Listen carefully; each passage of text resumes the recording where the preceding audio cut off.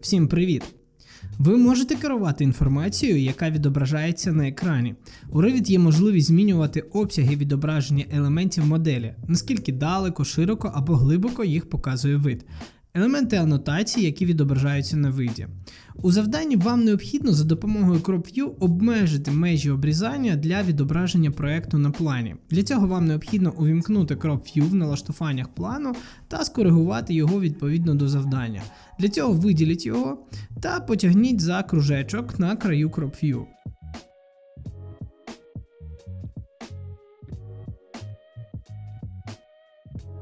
Ми можемо сховати грані, якщо вони, наприклад, нам заважають. А також можна швидко вимкнути ці налаштування. Натиснувши знову на цю іконку, ви можете повернути всі зміни, які були вами застосовані.